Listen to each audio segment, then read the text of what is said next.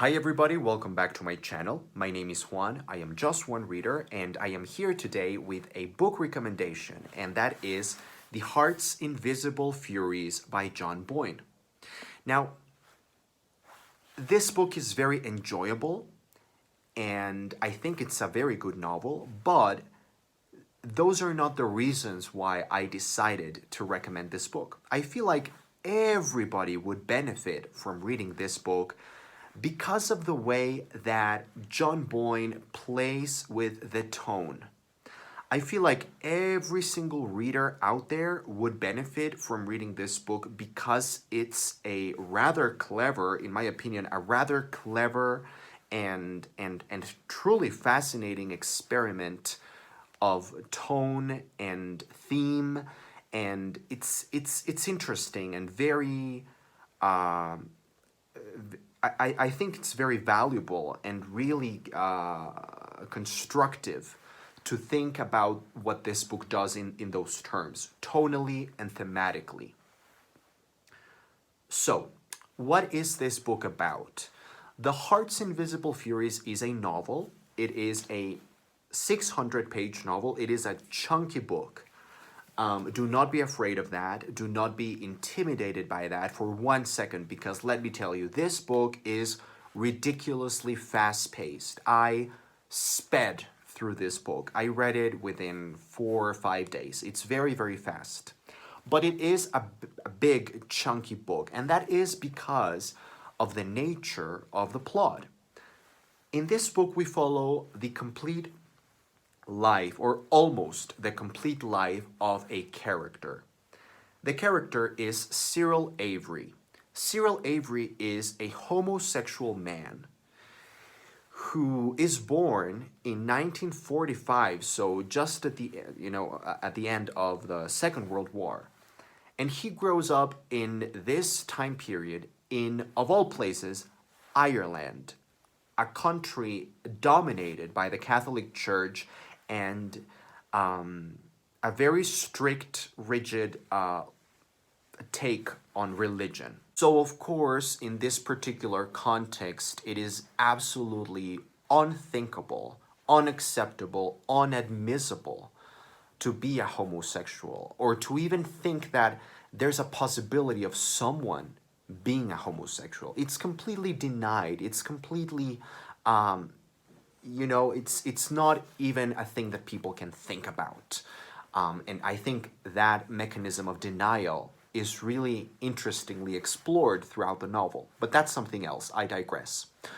So the novel is about Cyril, and Cyril knows from a very, very early stage in his life that he is a homosexual. He doesn't see it in those terms, in those adult labels, but he knows that he has certain urges and certain fantasies, desires, and things that make him different in some way.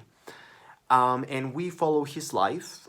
He stays in Ireland for a big chunk of his life, but then he goes to some other places and he meets a variety of characters.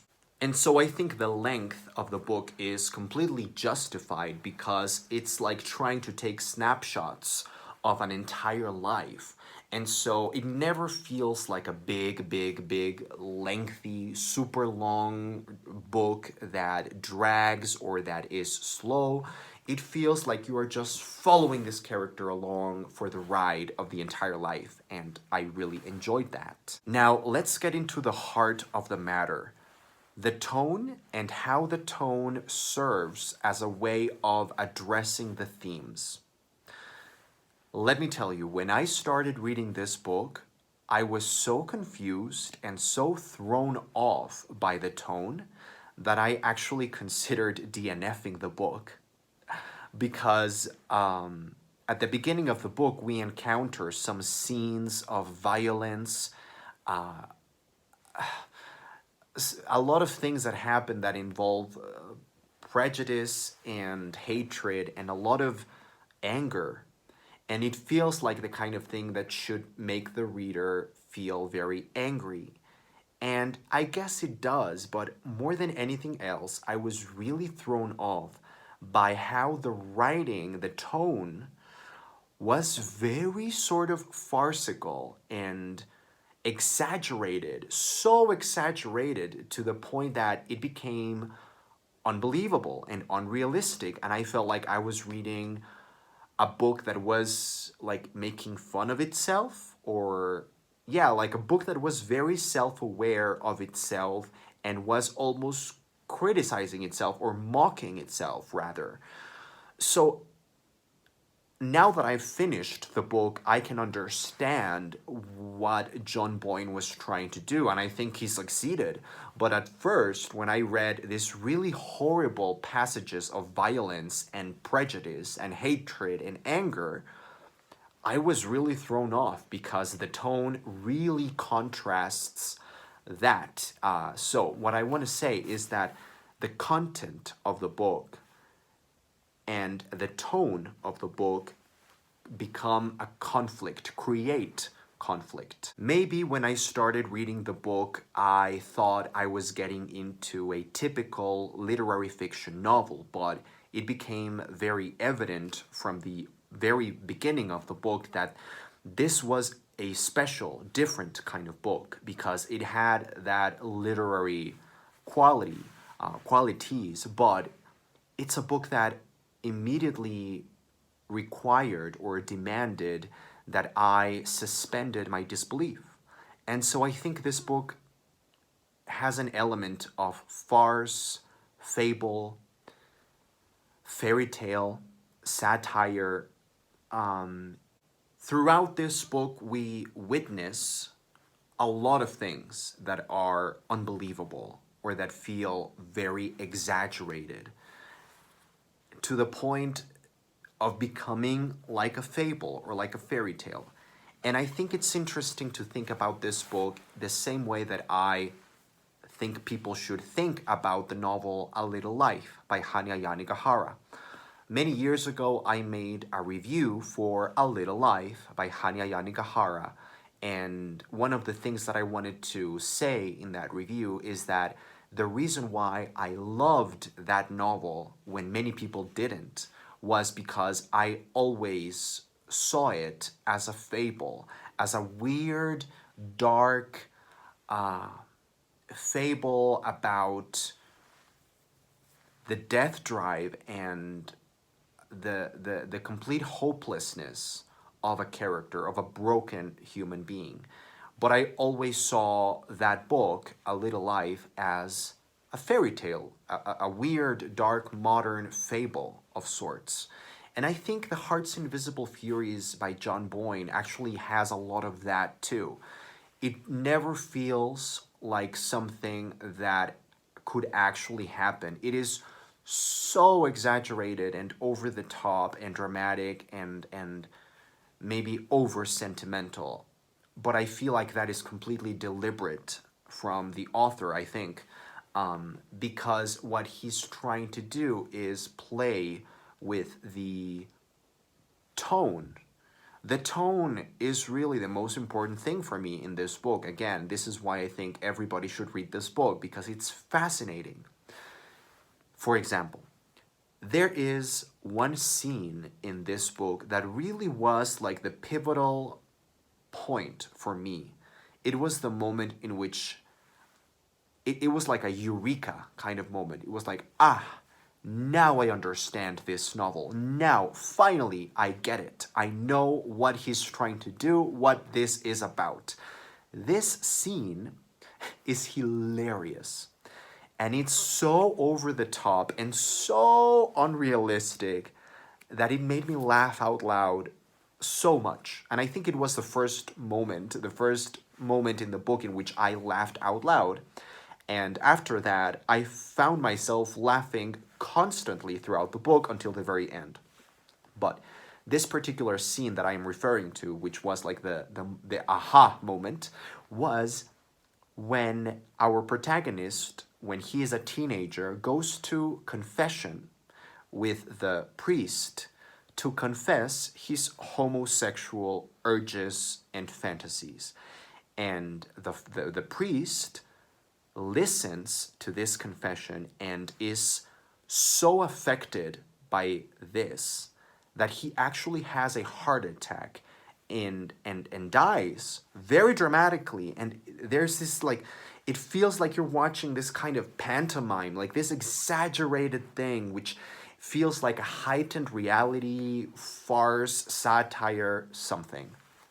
And that's the moment in which I realized, so this is that kind of novel. And I really feel like that was a pivotal moment for me, because from that point onward, I really understood the book and I really got along incredibly well with it. I constantly laughed out loud. I thought the book was hilarious.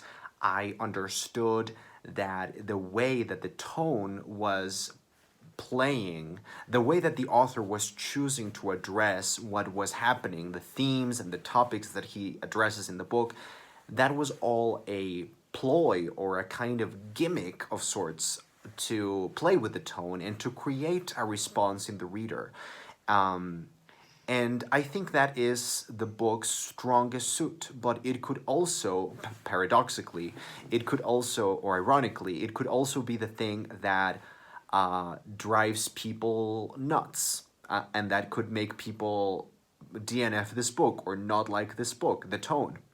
So yeah, I almost DNF'd this book because I didn't understand the tone at first, and I think a lot of people will be potentially thrown off by that. And yeah, I think that's just the way that it is. Some people will like it, some people will not like it, or some people will get it and some people will not get it.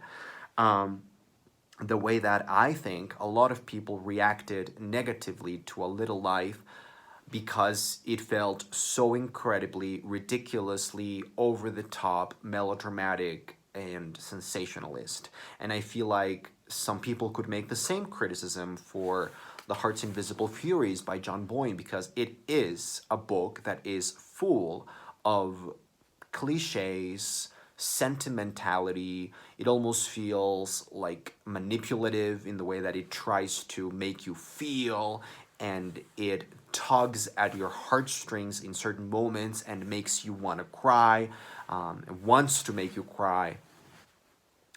But I feel like all of that is, I don't know if it is justified, but you can understand it if you think in terms of how I think the author is trying to make a point, doing all of this farcical, over the top, exaggerated things, both in the content of what happens in the book and in the way that the tone of the book contrasts completely with all of that. So, summary. To sum it all up, as a conclusion, I really enjoyed this book. I found myself getting incredibly immersed and involved and invested emotionally with these characters. I thought it was hilarious. I thought the writing was so good and so funny. I mean, John Boyne made me laugh out loud almost as much as P.G. Woodhouse. Like, he was hysterical. So witty, and so so sarcastic. I loved him. I loved his writing, very comical. This is a book that I found irresistible. It's a book that I think is very difficult not to fall in love with. Even if you do feel like sometimes it is a little bit too sentimental and a little bit too emotionally manipulative, it feels like a good season or a good episode of the TV show This Is Us. It's emotional and sometimes it's just way too intense and way too much, but you love it anyway. So in the end, I would absolutely recommend The Heart's Invisible Furies by John Boyne. I think it's a very clever exercise of writing in terms of the tone and the way in which John Boyne expresses his anger and his contempt and his inconformity about all the things that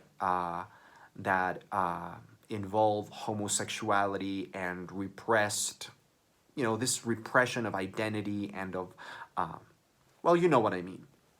Those things that the author tries to express the thesis of the books or his ideas that he's trying to put forth in the book.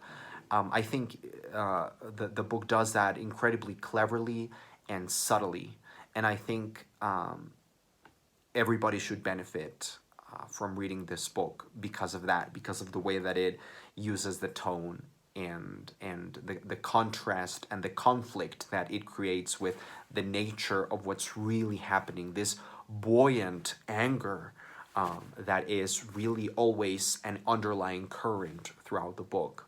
Anyway, that was my review for The Heart's Invisible Furies by John Boyne. I am giving this book 4 out of 5 stars, but from 1 to 10, I would give it a 9. Please let me know in the comments down below if you have read this book. What are your opinions? What was your experience like? Do you agree or disagree with my video? Why? And if I persuaded you into reading this book, let me know. Anyway, looking forward to having a conversation with you guys. Thanks for watching. I am Just One Reader.